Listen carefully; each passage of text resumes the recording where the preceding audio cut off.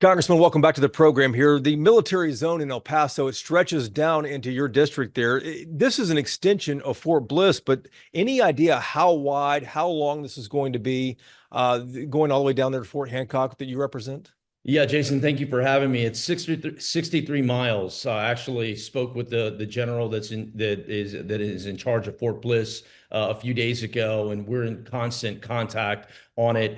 What I will say is these military zones, this is the second one that they put up. They did Right. something similar in Arizona. They're working. They're essentially the administration is using them as a deterrent, and they're anyone that you don't want to be caught in this military zone, if you will, because it's serious. It's a serious offense. But so far, it's working. Everything on the ground, all the operational stuff is humming along.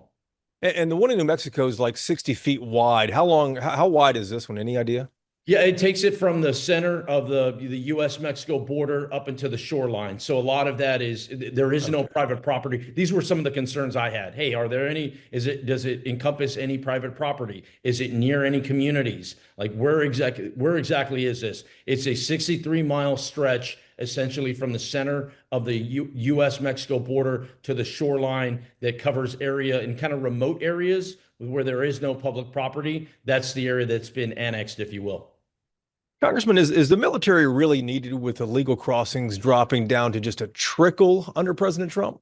You know what I think it is, Jason? I served 20 years in the military. I served 5 years in Iraq and Afghanistan. When I first got into Congress, I thought it was, I was going to be fighting our nation's wolves like China and Russia and Yeah. Iran. And what I found out is this border crisis is very real. We have to make sure it stays that way. And I'd say, here in Texas, while the numbers are down, the crisis hasn't stopped. And you just look at the number of convicted criminal illegal aliens that are loose in our country. The DHS secretary testified before one of my committees this week, and I asked her specifically, "Hey, how many convicted criminal illegal aliens are loose in our country?" Last year, I got a letter back from ICE that said 662,566. Her response was, "Tony, there's even more than that." Congressman, the president, though, by using the military, making this a military zone, he's sidestepping Congress and the laws that it enacted to prevent the military from enforcing civilian law. As a veteran, as a member of Congress, does that concern you at all? You know what? I'm in literally daily contact with folks in the military on all branches, all services. Certainly those at Fort Bliss. Yeah, here's another piece of information. This week, just a few days ago, Kelly Air Force Base, formerly Kelly Air Force Base, Yeah. is going to be where they're going to be flying Libyans back to Libya. So, I mean, and that's also in my district. So, whether it's out in Fort Bliss, whether it's out in San Antonio, Texas has really been ground zero for this border crisis, not only during the last 4 years, but I would argue the next 4 years. And so, it's very important that we get reimbursed for some of the funding that we've had to pay out of pocket, and it's also important that our bases are utilized to make sure that they're ready to fight and win wars, not just this border crisis. There have been a lot of questions about sending U.S. military planes to Libya to deport uh, Libyans back to their home country. What are your thoughts on that? I think it's great. I think we need more of it. We need more countries to agree to take back their citizens. My hat goes off to Secretary Rubio. Large part of that relies on the State Department building out these negotiations, and then the president. You have to give a lot of credit to President Trump for getting this done. I think it's just the start, but the more countries that can accept their own citizens back on our terms, I think the safer Americans will be. And let me ask you one more time: Are you concerned that the president is sidestepping Congress, though, by using the military rather than letting Customs and Border Patrol do their job?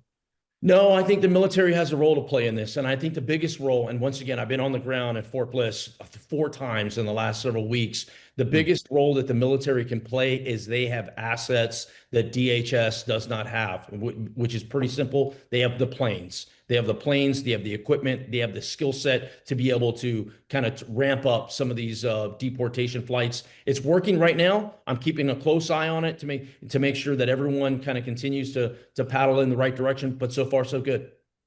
One last question on the border here too. Homeland Security Secretary Kristi Noem would not commit to reimbursing states like Texas that have spent billions of dollars on border security operations. Do you think Texas is ever going to see a dime of this money back? Well, I'll tell you this, Jason, I'm committed to it, and you're not getting my vote for the reconciliation package unless there is money in there for reimbursement for Texas. And I think that's very important. While the Secretary Noem didn't outright commit, she did admit that, hey, look, Texas has paid the brunt of the cost over the last several years, and then her role as governor, prior to being secretary, she sent folks down from her home state. So she knows firsthand. Her very first visit was to Del Rio, Texas. So once again, while I think, it wasn't necessarily her place to say that the funding was going to come, I think the writing's on the wall. And once again, you're not getting my vote unless Texas is getting reimbursed. Let's talk about the tariffs. The first ship carrying Chinese products facing 145% tariffs. They're going to be arriving here at U.S. ports here very shortly this month.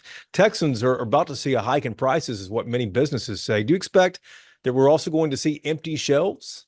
I hope not. And this worries me. I mean, Texas, our number one trading partner is Mexico. I know you mentioned China, but our number one trading partner is Mexico. You just look to the neighbor to the south. And so I want fair trade. I think when you see some of the imbalance that the president put out on how, these other countries have tariffs on us, that's not fair. I want fair trade, but at the end of the day, it's a very delicate situation. I just traveled to Japan a few weeks ago. We have a lot of facilities in Texas, Toyota plants and other facilities. And I tell you what, it was a very cold reception that I got by the Prime Minister of Japan, which you normally don't get. So I think not only are our adversaries concerned, our allies are equally concerned. We got to make sure that we get this right. At what cost, though, is what a lot of folks are asking. I think hopefully a low cost. I mean, I don't want to see the cost of goods rise. Hell, it's already too expensive as it is. But this is also, I think, a role that Congress has to play. We're going to be revamping USMCA. I've been working very closely with my Mexican partners and actually the Canadians as well on how we get this right. I'll be visiting with the Mexican ambassador to the U.S. Once again, Congress has to lead. We can't just sit back and wait for the administration to give us our marching orders. We have to come alongside and make sure we're getting this right for the betterment of all Americans. Congressman, leadership starting to put together the baseline, the fundamentals here for a new budget. And Medicaid is a big question a lot of folks have, whether there will be cuts to Medicaid. President Trump said there won't be any cuts to the benefits, but a lot of folks are wondering how in the world he can pay for tax cuts if there aren't any cuts to Medicaid. What do you expect to happen?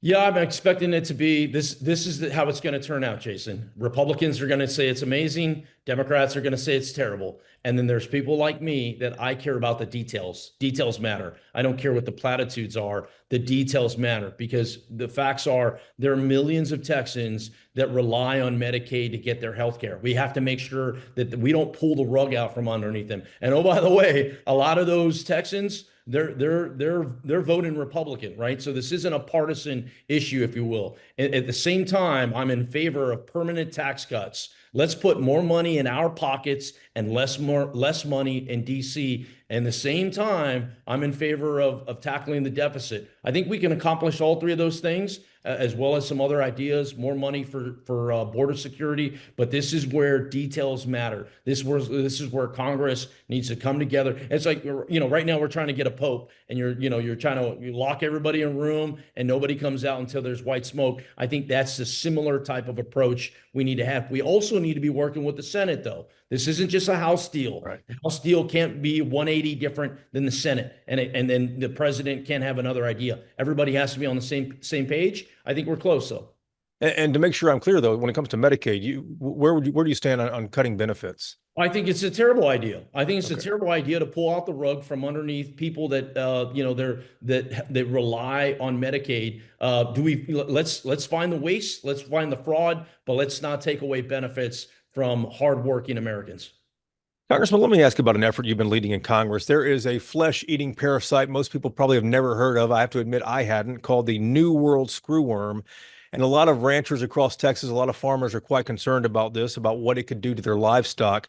The U.S. is now working with Mexico to stop the spread of this. But what is at risk if this spreads from Mexico into Texas, into the United States?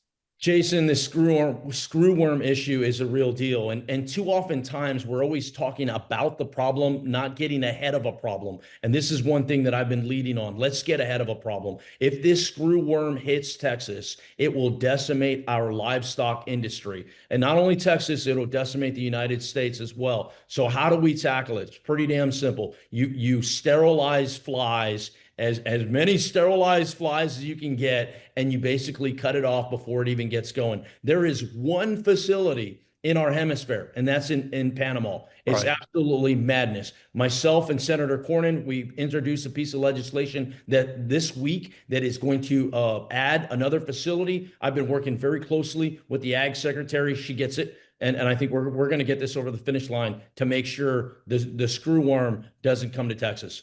Is the new facility in Mexico or the U.S.? The new facility is going to be in the U.S. That's the Okay. proposal. And to me, there's no better place in Texas, especially out in West Texas, which in many cases, that's where the trading and the passing of cattle is occurring. Sure. A few last questions here. The screwworm was eradicated back in the 1950s. Where in the world did it come from? It's one of these things. It's like a zombie. You eradicate it and it comes back and it comes back. And so Huh. and it's not a what if. It has already hit the shores of Mexico. It is spreading in states throughout Mexico. Right now, we've got a partnership with Mexico on them to do some things, but we got to quit relying on other people to do our work. That's why I think it's so important that we have a facility here in Texas that eradicates the screwworms to make sure our livestock, our ag industry is safe. One last issue here, Congressman. Mental health is an issue I know you've worked extensively on, and Congress, after the Uvalde shooting 3 years ago, approved $1 billion in funding for schools to start youth mental health programs. President Trump just canceled that money. What's your reaction to that? I think, blank checks don't solve problems. We've seen ever since the Uvalde school shooting, there's been dozens, if not hundreds, of school shootings afterwards. But if you're going to make it a priority, you can't pull funding. So this is where Congress has to do its job and basically go, where is our taxpayer dollars going? And if our taxpayer dollars are going to programs that work, we should be adding to that. If it's going to programs that are dead end, no matter how great the cause, Right. then should be taking that away. So I'm in favor of making sure that these mental health programs are growing, not shrinking. Well, would Congress, do you think, be in a position to override the president on this? Well, Congress has the power of the purse. It's written in our Constitution. So I think it's time for Congress to use the power of the purse and once again make sure to get it right. And I agree with the president's agenda of trying to tighten the belt, but how do we once again make sure that we're protecting the programs that work? And how do we make sure that we shrink and get rid of the waste and the fraud that is abundant throughout our government? Congressman, good to see you again. Thanks for the time. Thanks, Jason.